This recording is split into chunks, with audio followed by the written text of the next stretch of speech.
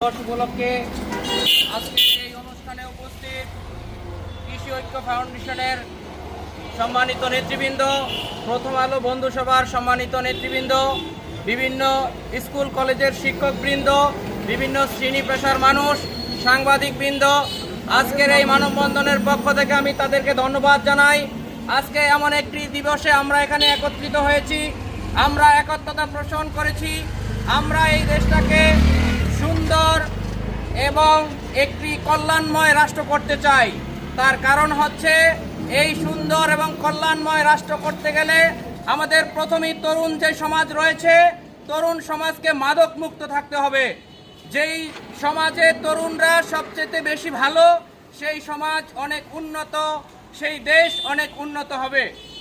আজকে আমরা দেখতে পাচ্ছি আমাদের সমাজে তরুণরা মাদকের সাথে সম্পৃক্ত হয়ে তাদের আপন মাকে জবাই করে দিচ্ছে, আপন বাবাকে খুন করছে তারা নিজ হাতে।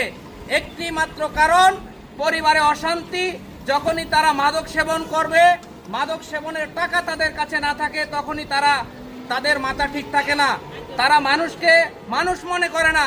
তখন তারা কোনটা ন্যায় করতেছে, কোনটা অন্যায় করতেছে, এই ধরনের চিন্তা ভাবনা তখন থাকে না। আজকে এই মাদকের কারণে মানুষ ধ্বংসের দিকে যাচ্ছে। আজকে প্রতিটি সমাজে যেভাবে মাদক ছড়িয়ে পড়ছে, এজন্য প্রথমেই সরকারের যে রাষ্ট্র ব্যবস্থা, সেটাকে পরিবর্তন করা দরকার বলে মনে করি।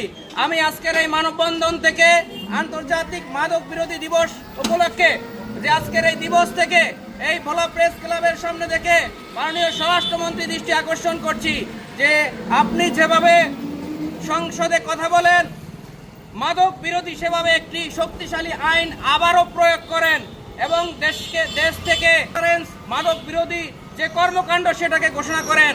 সাথে সাথে প্রশাসনের সাথে যারা সম্পৃক্ত রয়েছে, মাদকের সাথে যারা সম্পৃক্ত রয়েছে, তাদের বিরুদ্ধে আইনগত ব্যবস্থা গ্রহণ করুন। তাহলে এই বাংলাদেশকে সুন্দর সুজলা সফলা একটি দেশ হিসাবে যেভাবে আমরা বিশ্বের বুকে ঘোষণা করি, আমরা শান্তিময় একটি দেশ ঘোষণা করতে পারবো। আমাদের পরিবার, আমাদের দেশের মানুষ শান্তিতে বসবাস করতে পারবো। প্রিয় উপস্থিতি, আজকে আমার পরিবারে, আপনার পরিবারে, প্রতিটি পরিবারই যখন একটি ছেলে মাদকের সাথে সম্পৃক্ত থাকে, ওই পরিবারের সকলেরই সুখ নষ্ট হয়ে যায়, সকলেই অশান্তিতে থাকে, সকলেই টেনশনে থাকে। আজকে আন্তর্জাতিক এই মাদক বিরোধী দিবস থেকে আমি বলতে চাই, আজকে ক্লাসের 3, 4, 5, 6 এর মানে মাদক সেবন করে। আজকে তাদের বাবা মা তাদেরকে নিয়ে হতাশ, তাদের বাবা মা তাদেরকে নিয়ে ঘুমাতে পারে না। তার একটি মাত্র কারণ, মাদকের চারিদিকে সয়লাভ।